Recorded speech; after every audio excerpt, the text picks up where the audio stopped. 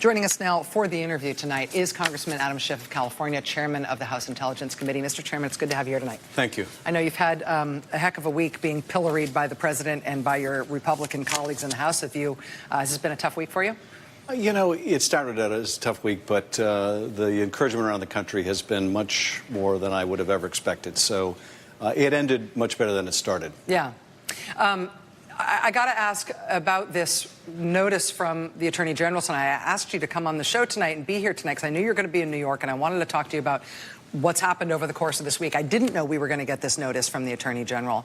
I want to ask you about the unexpected nature of how he is handling this. It strikes me that the Attorney General is sort of freestyling here, sort of ad-libbing and making up what he's trying to portray as being expected of him in this moment. Do you know of anything that sort of governs or dictates the way the Attorney General is supposed to behave here that might explain his behavior? No, I don't. And almost none of what he's doing is required by law or by the regulations.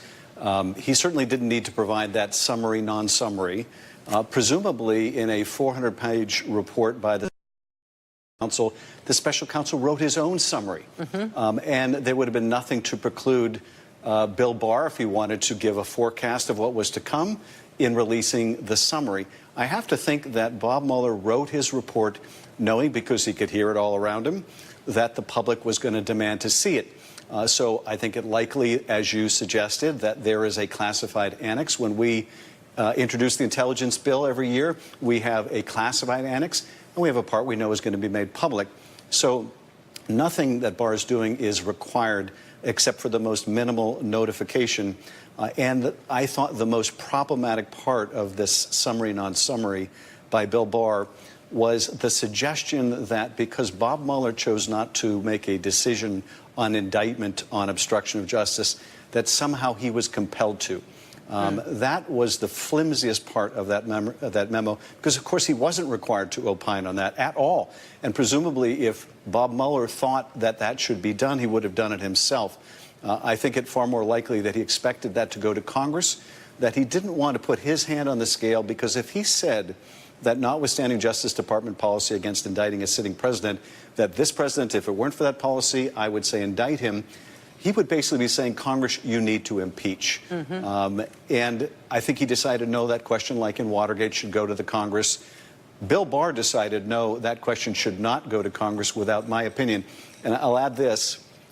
It is even less likely that Bob Mueller, knowing that Bill Barr applied for the job by sending this unsolicited memo talking about how Bob Mueller's obstruction of the theory was bogus, what are the odds that Bob Mueller would say, yeah, let's let that guy decide about my 2 years of work product? And I mean, and you've worked in the Justice Department yourself. You were an assistant U.S. attorney. You've been a federal prosecutor.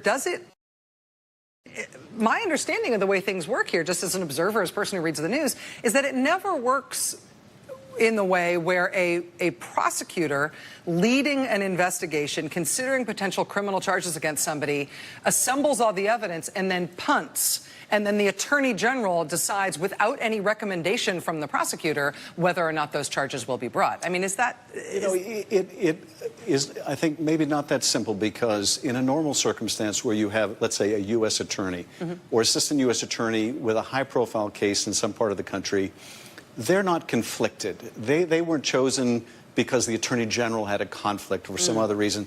And so if it's of national significance, you might go to Main Justice, and they might weigh in terms of how it might reflect. Like if you were going to prosecute a journalist for not disclosing their sources, that decision is not likely to be made in a field office. It might go to Main Justice.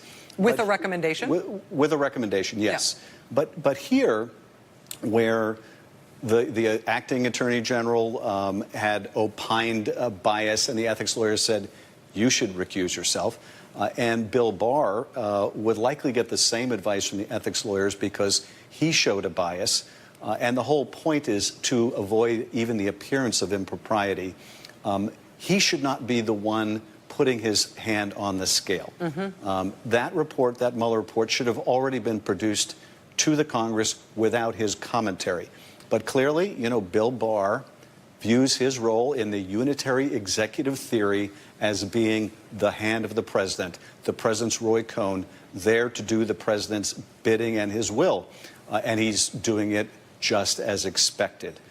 So he was a brilliant hire for the White House, but the long-term consequence of this is that in the future, any president under investigation, if he doesn't like what the Attorney General is doing, will fire him and find another that's more suitable to his liking, because that's the precedent here. And as much as I blame Bill Barr for not recusing himself, I hold the Senate more responsible for confirming him without getting a commitment of recusal. Is that precedent less dark if Congress figures out some way to release this report, even despite his efforts to apparently keep it in his drawer?